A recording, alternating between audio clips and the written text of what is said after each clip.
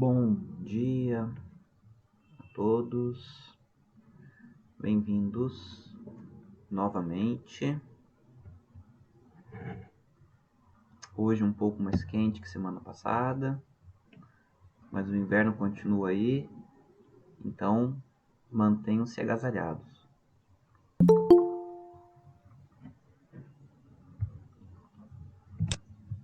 Hoje eu vou falar um pouco sobre sentimentos filosóficos, ou qual seria a relação entre sentir e filosofar. Normalmente, no senso comum, né, as pessoas tratam o sentimento como algo oposto à razão. Agir racionalmente é uma coisa e agir motivado pelos sentimentos e emoções é outra coisa. Mas essa relação ela não é tão separada e tão nítida assim entre razão e sentimento. Mas a ideia aqui hoje é não ficar filosofando sobre o que é sentimentos, mas ver quais sentimentos têm relação com a tarefa de filosofar, ou quais sentimentos nos colocam num estado filosófico, digamos assim. Aqui na aula eu vou tratar sentimento e emoção como sendo a mesma coisa, digamos assim, tá? Tem várias teorias sobre sentimentos e emoções, teorias psicológicas, teorias biológicas, teorias neuro, psico, bio, energético, sobre sentimento e emoção, tá? Mas aqui, para o meu propósito, eu vou trabalhar como sendo sinônimo, tá? Emoção e sentimento. Então, se às vezes eu falar a palavra emoção, eu estou falando no mesmo sentido de sentimento, tá? E é interessante notar que, para além da questão da separação entre razão e sentimento, razão e emoção, a gente tem que notar que hoje em dia a emoção e o sentimento eles têm tido uma importância muito grande na sociedade. Se na época da modernidade, que foi lá a partir de 1700, finalzinho de 1600, até meados de 1900, a gente teve uma ênfase no pensamento racional muito grande, da importância da razão, e aí a gente tem toda uma consequência disso, que é a importância da burocratização da vida, digamos assim, né? Que é uma ideia de que as coisas precisam ter um processo racional ou um processo racionalizado para elas andarem bem. Então, se você consegue estabelecer processos que implicam numa ordem,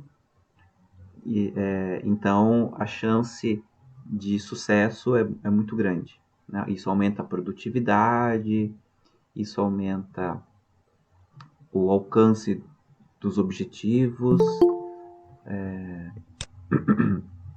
e também né, isso no campo da vida cotidiana, né? Então, por exemplo, tem hora para entrar na escola, tem hora para lanchar, tem hora para voltar para a sala, tem hora para voltar para casa, e aí existe uma certa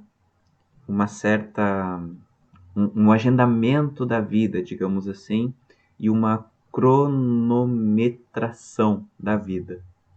Então, pegando um exemplo da parte educacional, existem estudos do Banco Mundial, né? O Banco Mundial fazendo estudos acerca da educação. Só por aí você vê que não é uma boa coisa, né? Mas tem estudos do Banco Mundial que falam sobre a educação no Brasil, e uma das grandes críticas feitas à nossa educação, um dos grandes problemas apontados na educação no Brasil é a questão do tempo, ou da administração do tempo. Então, no Brasil, perde-se muito tempo da educação em coisas que não estão relacionadas ao ensino. Então, o professor ele perde muito tempo tendo que lidar com questões de comportamento dos alunos. Então, chamando atenção, pedindo silêncio, tentando manter uma ordem e uma organização da sala.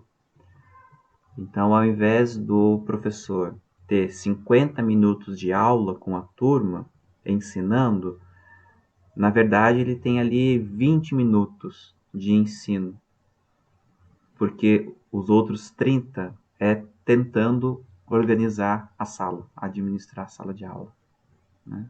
Então, o ideal é que tenha 50 minutos de conteúdo. Esse é o ideal.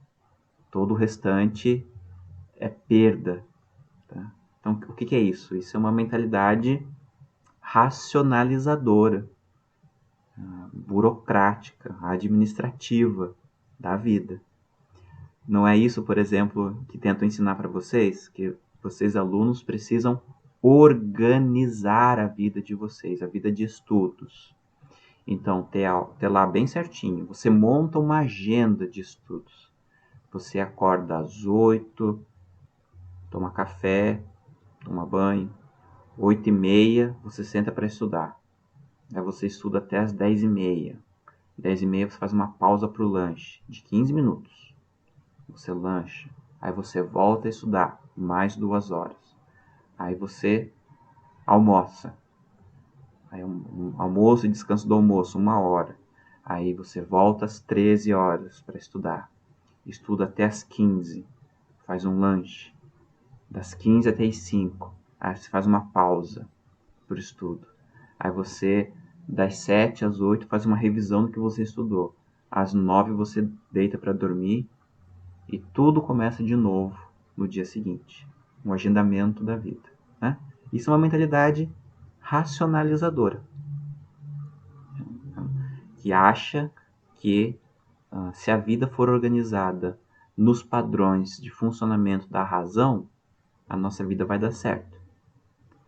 Como se a nossa razão também fosse super organizada assim, né? Nossa razão não fosse bagunçada também.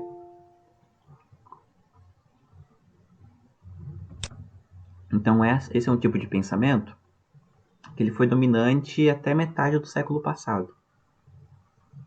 E aí, com novos movimentos culturais e filosóficos, a gente vai ter uma supervalorização das emoções e dos sentimentos, que seria uma marca do que na filosofia, né, a gente chama de pós-modernismo, que seria o momento que a gente vive hoje.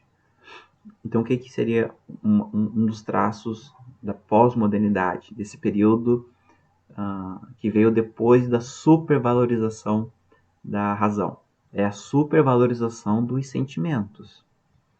Então, a gente vai ter uma ênfase muito forte no que o indivíduo sente, no que o indivíduo percebe, em como as pessoas, na sua individualidade, percebem o mundo.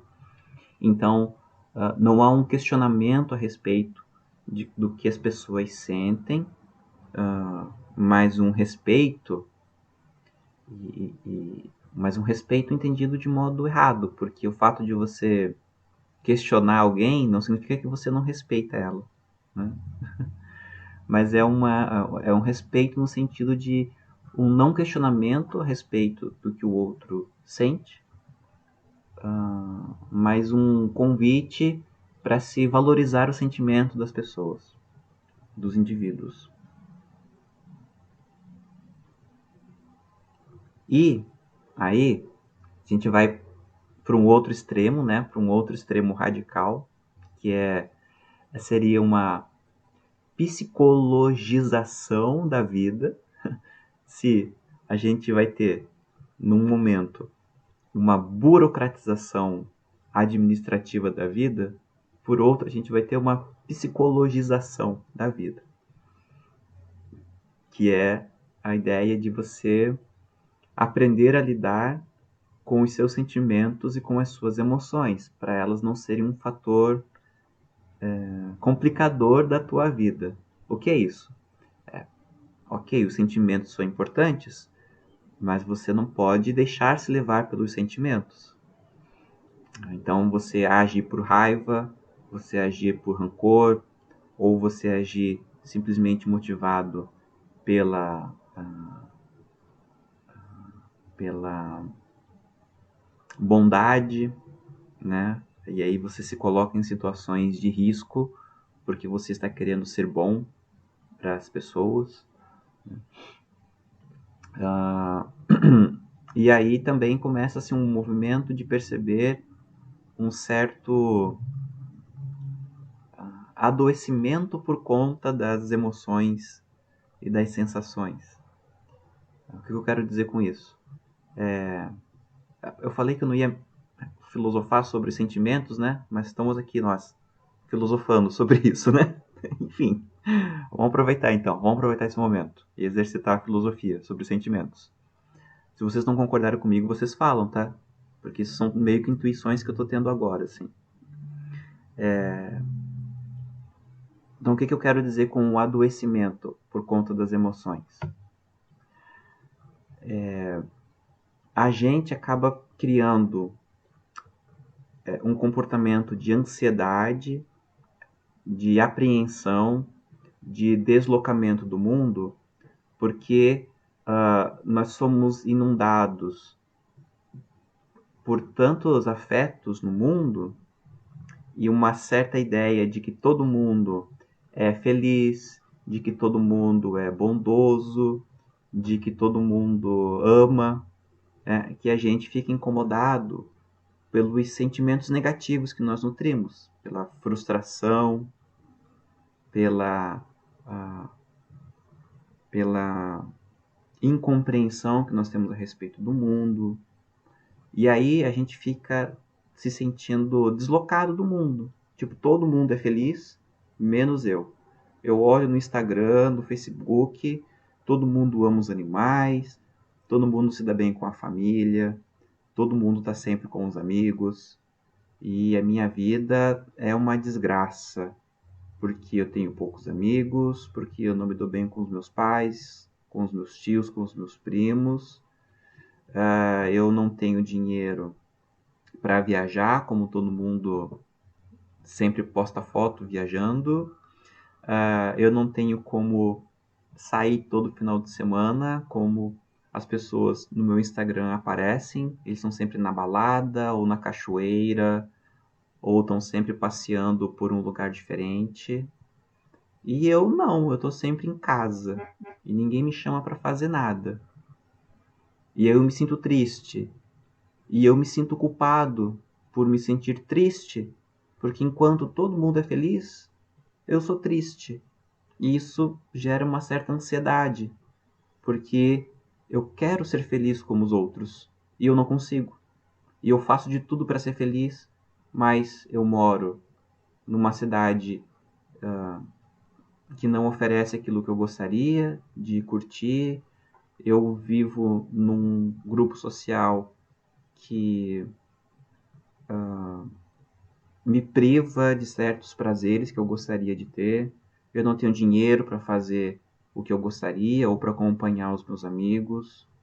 E aí a gente vai se sentindo triste e aí vai se sentindo culpado por ser triste, e aí vai se sentindo ansioso para querer sair desse estado de tristeza e dessa culpa, e aí vem depressão e um monte de coisa ruim por conta dos sentimentos, da má.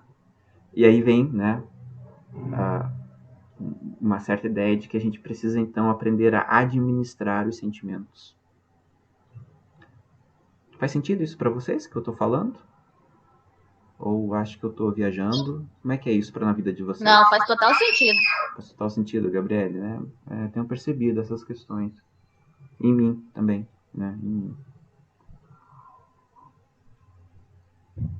Eu falo porque eu também tenho sofrido com essas questões, tá? Não são só vocês jovens que passam por isso, nós adultos também. Eu vejo as Dói, pessoas da né? minha idade curtindo a vida doidado, enquanto eu tô sentado na frente do computador preparando aula. Que vida triste, né? E as pessoas da minha idade indo para Portugal, né?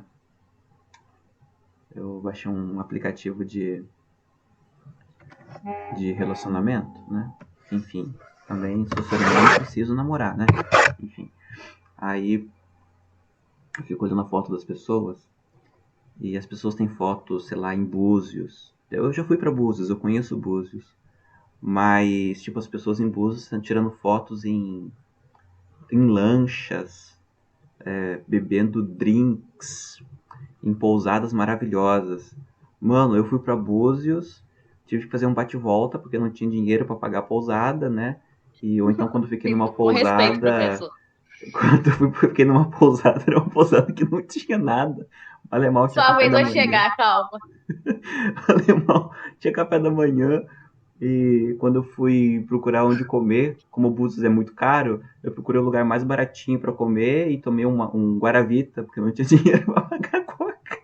Nossa, Enfim, né? Eu falei, caraca, eu sou eu sou um desgraçado na vida, né? Porque todo mundo vem para Búzios tirar foto em, não, é pobre mesmo. em lancha, e todo mundo tira foto em lancha e eu mal consigo chegar na Tomando praia um Guaravita. tomando Guaravita. Terrível, né, Gabriel? Eu ser pobre, né? Tristeza ser Adorei. pobre. Caraca. Enfim, aí eu fico olhando as fotos, né, no aplicativo, todo mundo ostentando tanta coisa e eu na pobreza, né? Tipo, não tenho nem foto pra colocar, pra ostentar. Eu sempre tenho meus livros pra ostentar, mas quem interessa em querer ficar com alguém com livro, né? Só. Tem umas doidas, né? Que gostam de ficar com gente com livro, né? Sempre tem umas doidas, né? Mas, Ah, enfim. para! É. Ah, Rafael. Tem gosto pra tudo. Tem doido pra tudo, né? Ai, ai. Não, professor, eu falei gosto. Gosto, né? É gosto e doido pra tudo, né? Eu vou tentar ir, vou Nossa, que sair na rua. pesado. Eu vou sair na rua hoje, vou ver se encontro aí um carrão de luxo pra eu tirar foto na frente. Ninguém precisa saber que não é meu carro, né? O importante é É. ostentar, né? Enfim. É bem isso, né? O Thiago comentou aqui, gata, eu li todos os livros do Michael Crichton. Vamos beijar? É isso aí, né? É mais ou menos por aí a ideia. Gente, eu sei tudo de Descartes. Fica comigo, neném. Né? Mas é isso, né? Então esses sentimentos, eles acabam adoecendo a gente, né? E isso é tão interessante e tem sido uma percepção tão importante da sociedade que no currículo de vocês devem saber, né? Já devem ter ouvido falar numa palavra muito feia, né? Chamada Base Nacional Comum Curricular, né? Em algum momento da vida vocês ouviram falar isso, né? A Base Comum, BNCC, que é o que orienta a, o que deve se ensinar nas escolas. E na Base Nacional Comum Curricular, nesse guia, nessa legislação que orienta o que deve ser ensinado, tem lá o ensino de como lidar com as emoções. Vejam vocês. Né? Então, dentro do currículo escolar, os educadores, os professores, eles têm que trabalhar com os alunos a administração das suas emoções. Nas empresas, tem entrado agora, quando vocês forem trabalhar, vai chegar esse momento terrível, não adianta fugir, né? Vocês vão trabalhar um dia. Vocês agora devem achar que é bom, né? Eu quero tanto trabalhar para ter meu dinheiro. Então, ter o dinheiro é a parte boa do trabalho, mas só acontece uma vez no mês, que é quando você recebe. O resto do trabalho não é tão feliz assim, não. Feliz daqueles que conseguem encontrar um trabalho feliz, né? Eu sou feliz no meu trabalho. Mas, enfim, quando chegar esse momento terrível na vida de vocês, que é ter que trabalhar, vocês vão ouvir muito sobre inteligência emocional.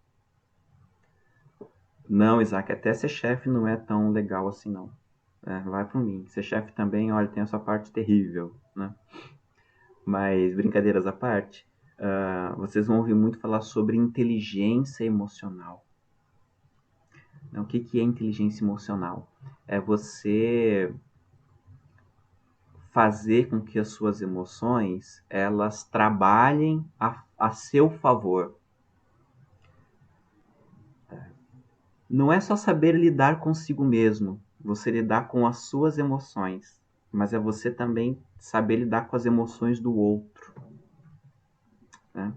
É você transformar emoções que a princípio são negativas a favor da empresa, no caso. Quando a gente fala em inteligência emocional dentro da empresa, a gente está falando das emoções trabalharem pro lucro, pro dinheiro. Mas também tem a inteligência emocional aplicada aos relacionamentos. Né? Você precisa saber lidar não apenas consigo, com as suas emoções, mas também lidar com as emoções das pessoas com as quais você se relaciona. Mas essa ideia de inteligência emocional, seja dentro da empresa, ou seja aplicado nos relacionamentos pessoais, não empresariais, tem um lance aí, tem uma armadilha, que é uma armadilha do capitalismo, que é a ideia de sucesso, que é você fazer com que as suas emoções, elas... É bem essa ideia. Trabalhem a favor do seu sucesso. Então, se você é uma pessoa ansiosa, e aqui eu trabalho ansiedade não no sentido patológico, de doença psicológica, que tem pessoas que a ansiedade realmente é uma doença, tem que tomar remédio para isso, né? Mas eu falo da ansiedade em relação à vida, né? De pressa e não conseguir, assim, se conter com a demora das coisas, né? Nesse sentido de ansiedade eu estou falando. Você transformar essa ansiedade em algo produtivo para a sua vida. Então, se você é uma pessoa ansiosa, ao invés de você ficar parado, esperando o resultado das coisas, você pode aplicar essa ansiedade em fazer um cursinho para você desenvolver melhores habilidades, né? Ou então você usar essa sua ansiedade para você ajudar o próximo, e ajudando o próximo você se sentir uma pessoa melhor, né? É essa discurseira da inteligência emocional, né? Que é o sucesso. Uma pessoa emocionalmente inteligente, ela alcança o sucesso. Sucesso. Que é a grande palavra nossa hoje em dia, sucesso. Né? Então vejam vocês que o sentimento é uma coisa que está aí, é central na nossa vida hoje. Tá? Então, e é tão central que faz parte, é mais uma tarefa, da educação. Ajudar as pessoas a lidarem com as suas emoções, a trabalharem as suas emoções. A Thalita pergunta aqui, é usar as nossas emoções a nosso favor, então? É. Seria mais ou menos isso, né? Thiago comenta aqui que o truque é chorar até dormir. A ansiedade acaba. Não sei, né? Isso aí me lembra um versículo da Bíblia que diz lá: o choro pode durar uma noite, mas a alegria vem pela manhã. Não tem alguma coisa assim? Eu lembro de ter visto num carro isso, né? O choro pode durar uma noite, mas a alegria vem pela manhã. Não é bem assim, né? Não é tão milagroso assim. Antes fosse. Mas, voltando a que a Thalita perguntou aqui, se é fazer as emoções trabalharem a nosso favor. Pois é, né? Mas aí que tá o lance. As emoções, elas não estão aí para trabalhar ou não ao nosso favor. As emoções, elas acontecem e as emoções, elas são frutos do nosso relacionamento com o mundo. Os sentimentos, num primeiro momento, sentimentos têm a ver com sensação, que é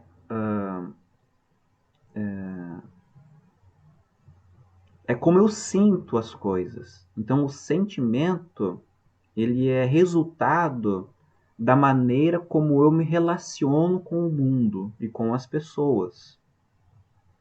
Então, a gente não escolhe os sentimentos.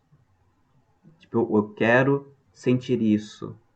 O sentimento é algo que nasce naturalmente, digamos assim. A gente simplesmente sente as coisas. Por exemplo, ontem eu fui treinar, né? Fui treinar. E aí a gente estava correndo para aquecer antes de começar a atividade física. E aí estava correndo na praia. E aí, de repente, 2 cachorros começaram a correr atrás de mim. Sabe, né? Você tá correndo de boa, de repente, você ouviu.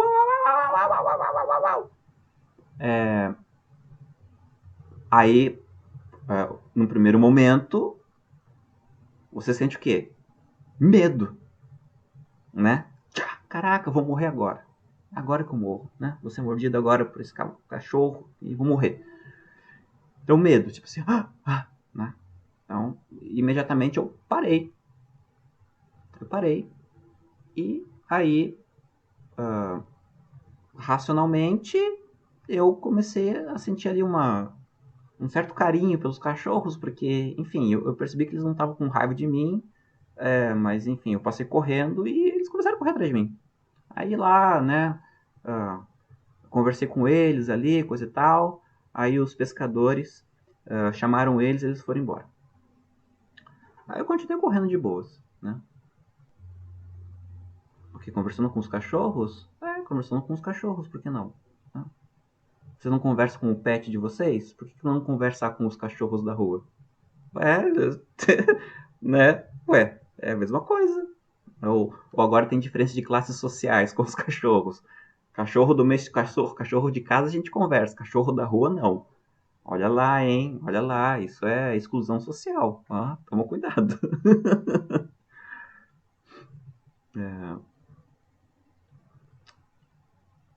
E aí, se sentiu culpado agora, Thiago, mas é bom pra pensar, né? É igual pessoa, né? Eu não converso com morador de rua porque é morador de rua. Mas com as pessoas civilizadas a gente conversa. Com o morador de rua não, porque ele é morador de rua. É o mesmo lance com vira-lata. É a mesma correspondência, então vamos tomar cuidado, né? Olha o preconceito, né? Vai que é um assaltante disfarçado, né? Tá vendo? Mas isso que a gente pensa das pessoas também, assim, a gente só passa para os animais, né? E aí eu fiquei, obviamente, preocupado com os meus colegas, né? Que estavam vindo atrás de mim correndo. Eu fiquei olhando, né? Aí, de repente, eu tava correndo, mantive minha corrida, de repente eu ouvi um... E aí a minha colega, ela, ao invés de parar, ela começou a correr mais rápido, tipo, apavorada. Socorro, socorro, né? Enfim, o que eu quero dizer com esse exemplo? Veio o sentimento de medo, de pavor. E a gente não escolhe ter ou não, né?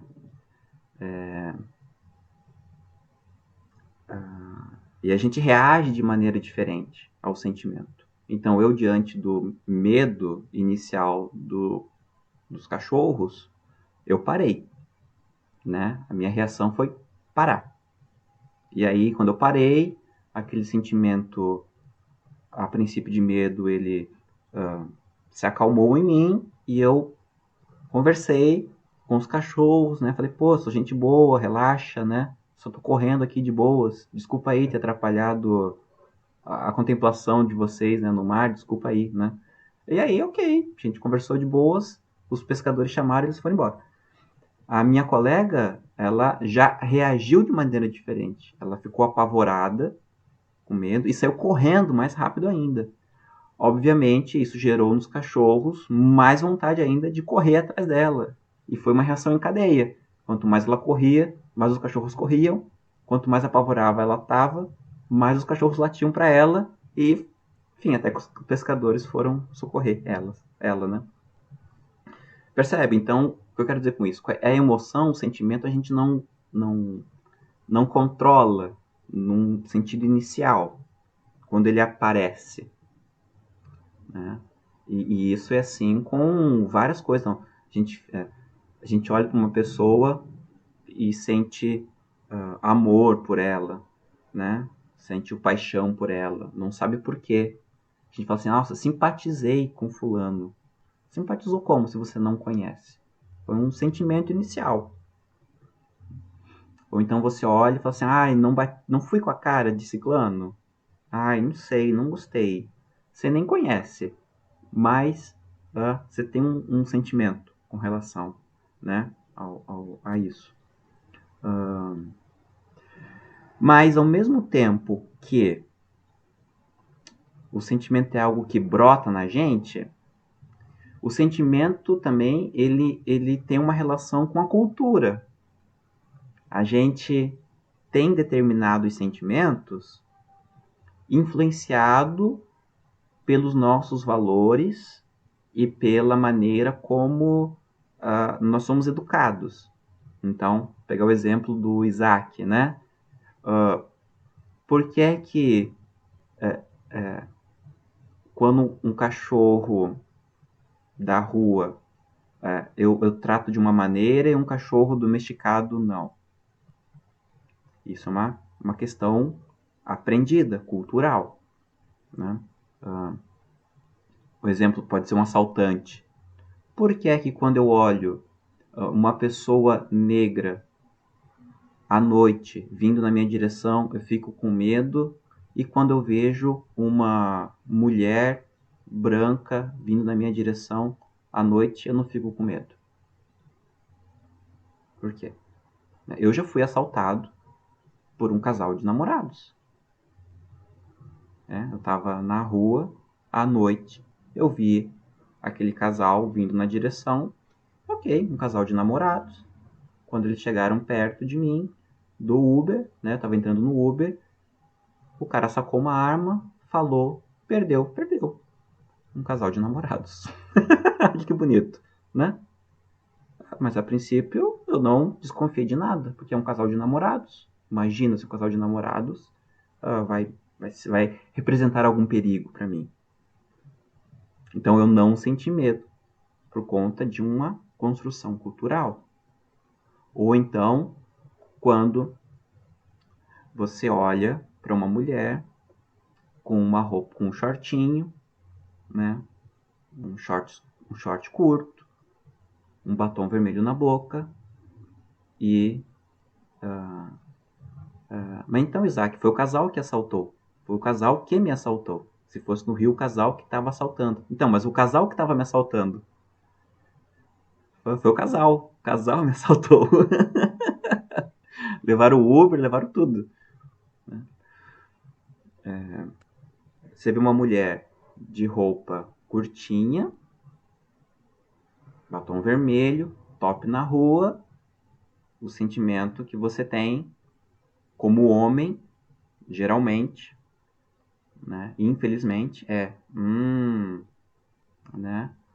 Essa aí é piranha, Como não, como mulher também, né? Se olha, porque a mulher está vestida de uma determinada maneira, você tem um sentimento de repulsa, porque pensa, nossa, que piranha, né? Ou então, você tem um sentimento de lascívia, pensa assim, nossa, essa aí eu pego fácil, né?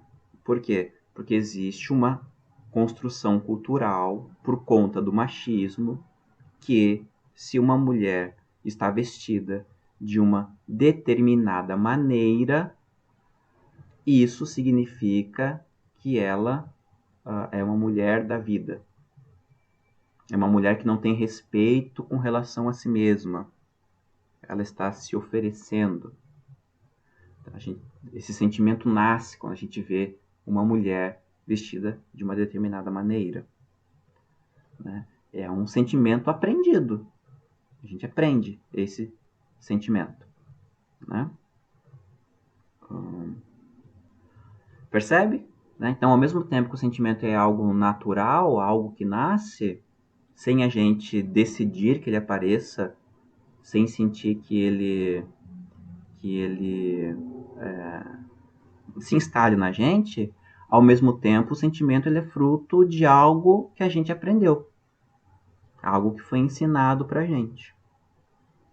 Então, o sentimento ele tem relação também com a razão, nesse sentido, né?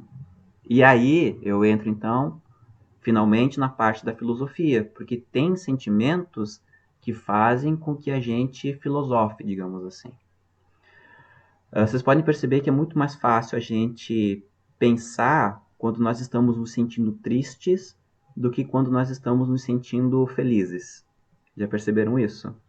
E a gente fica muito mais reflexivo quando tem uma tristeza instalado na gente do que quando tem uma felicidade instalado na gente, né? Parece que a tristeza ela nos leva a pensar, enquanto a alegria nos leva apenas a querer curtir o momento, né? Curtir a tristeza é pensar, curtir a alegria é se jogar no mundo, né? Então tem esse lance assim. E é legal porque tanto o Platão quanto o Aristóteles, que são dois filósofos da Grécia Antiga, e são dois filósofos que fazem uma marcação muito dura entre razão e sentimento e valorizam a emoção, valorizam a razão, ao contrário do sentimento. Eles dizem que a gente deve evitar as paixões. Tanto Platão como Aristóteles, eles dizem que, apesar da filosofia ser algo racional, o nascimento da filosofia parte de uma emoção, que é que ele chama de espanto, né? Espanto e admiração. O Sócrates também achava que a gente precisa não ser guiado pelas paixões, pelas emoções, pelos sentimentos. Tanto que a palavra paixão, que é a emoção, né, é um dos reflexos da paixão é a emoção. Paixão é pathos, e pathos é sofrimento.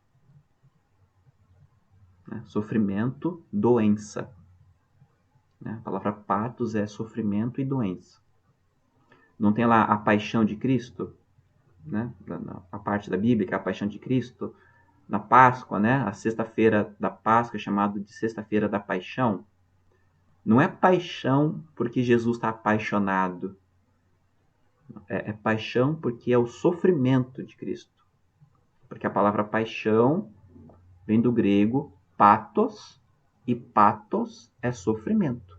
Então a paixão de Cristo é o sofrimento de Cristo. Então a paixão não é algo positivo. A paixão é algo negativo para os gregos. Pois é, olha aí, Tiago, tá vendo? A aula de filosofia também é cultura cristã, né? Aqui, ó. Aqui é Rafael para ajudar vocês aí com esclarecer algumas coisas da catequese, né? Que a catequese não explica, tô aqui para ajudar vocês, né? Então é isso, paixão. Então os gregos têm uma visão a princípio negativa dos sentimentos e das emoções, porque é paixão, e paixão é doença, paixão é sofrimento. A filosofia ajuda a gente a superar isso. em tese. Mas a origem da filosofia está num sentimento, que é o sentimento de admiração, de espanto. O Aristóteles ele fala assim, a filosofia ela surge quando os primeiros filósofos olham para o céu, veem as estrelas e se veem admirados por isso. Né? Tamanho do dedo é porque tá perto da câmera, tá? Mas meu dedo é normal, tá bom? Ó, quando chegar perto da câmera, cresce a mão. Né? Mas meu dedo é normal. Então, os filósofos, as pessoas, elas olham para a natureza e se espantam com a natureza. Se espantam, tipo assim, caraca, que isso? Caraca, o que é isso? Da onde vem tudo isso? Da onde que tudo surgiu? Para onde é que tudo vai? E esse sentimento de espanto faz com que a gente comece a pensar sobre as coisas. Para finalizar a aula, vou dar um exemplo para vocês ficarem pensando nisso. Não sei se já aconteceu com vocês. Com alguns deve ter acontecido já. Mas a nossa vida, ela acontece sempre nos mesmos lugares. Então a gente passa pelas mesmas ruas a vida inteira, ou boa parte da nossa vida. Todo dia a gente faz os mesmos caminhos. Porque a gente tem que ir para a escola, ou o mercado que a gente vai é sempre os mesmos, né? Só que um dia você está indo para a escola e você percebe uma casa que você nunca tinha visto antes. Aí você olha assim e fala, caraca, desde quando essa casa está aí? Ou então você pensa, nossa, eu nunca tinha notado que essa casa é azul. Desde quando é azul? E aí daí você chega em casa e fala, mãe, você já tinha reparado que aquela casa é azul? Pintaram aquela casa? A tua mãe fala assim, mas aquela casa é azul desde sempre, fulano. Eu nunca tinha reparado. E aí, depois, toda vez que você passar na frente daquela casa, você vai pensar assim, caramba, como é que eu nunca tinha visto ela antes? Né? Como é que eu nunca reparei nisso antes? E aí, toda vez que você passa, você repara algo novo. Algo novo. Porque você começa a prestar atenção. Isso é admirar. Admirar é você ficar olhando. É você colocar a mira. Né? Mira, em espanhol, olhar é mirar. Mira, mira lá, mira. Né? Admirar é você focar. Então, uma casa que você nunca tinha prestado atenção antes, agora, toda vez que você passa na frente dela, você presta atenção. E a cada vez que você presta atenção, você repara algo novo. É assim também quando a gente se apaixona. Você lá convive com a Maria a vida inteira. Você cresceu com a Maria na vizinhança, você estudou com a Maria, né, no Fundamental 1, de quinta a oitava série. Mas aí, sei lá, tem um dia em que a Maria ela surge de uma maneira diferente aos teus olhos. E aí você, a partir daquele dia, começa a reparar na Maria, no cabelo dela, no olhar dela, na maneira como ela fala. E aí você começa a prestar atenção na data de aniversário dela, no que ela gosta, no que ela não gosta. E aí você diz que você está apaixonado pela Maria. E você não consegue parar de olhar para Maria, de pensar na Maria. E a Maria é minha vida. Você está admirado. E ela rejeita. E ainda assim você continua pensando, né? Isso é Assim que é bom. admirar. Oi, Gabriele. Assim que é bom. Assim que é bom, né? Assim, até o É. momento que a Maria te rejeita, né? Depois fica triste, fica ruim. Mas é isso, né? Tipo, Aham. tudo, né? Tudo é Maria. Você começa a prestar atenção. Coisa que até 2 dias atrás não acontecia. Isso é admiração. E a admiração te leva a pensar na Maria o tempo todo. É a mesma coisa com a filosofia. Você presta atenção em algo. Pá! Algo te chamou a atenção. E aí você começa a pensar sobre aquilo. você começa a duvidar, a refletir, a questionar, a duvidar. Você começa a pensar. Aquilo prende a tua cabeça. Então, tanto Platão como Aristóteles dizem que a filosofia surge desse sentimento, do espanto. Pá! E a partir disso, a tua cabeça fica presa a essa ideia, a essa reflexão, até você conseguir responder ou fazer aquilo ter um sentido para você na tua vida. Passei muito da aula já. 9h53. Semana que vem a gente continua com outros sentimentos filosóficos, que é a dúvida, a angústia. São outros sentimentos que também nos levam a filosofar. Ok? Então, enquanto o inverno não passa, mantenham-se agasalhados. Semana que vem a gente volta para o divã do Rafael para aprender o que é que a gente faz com os nossos sentimentos. Tá bom? Pode mandar aí a sua dúvida para o consultório sentimental do Rafael que a gente tenta resolver as suas dúvidas, os seus problemas e dar um jeito para sua vida. Tá bom? Tchau, tchau. Até semana que vem.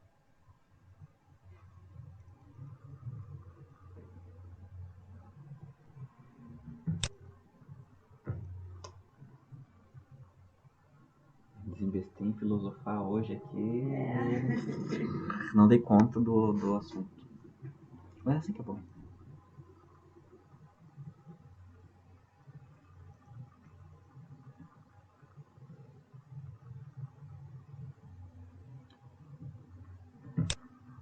Se a gente for terminar a aula, vou começar a dar a matéria da aula, né? Não, na verdade ela já acabou. Eu comecei a dar a matéria da aula faltando 3 minutos para acabar. Aí eu falei 1. Então, a professora de agora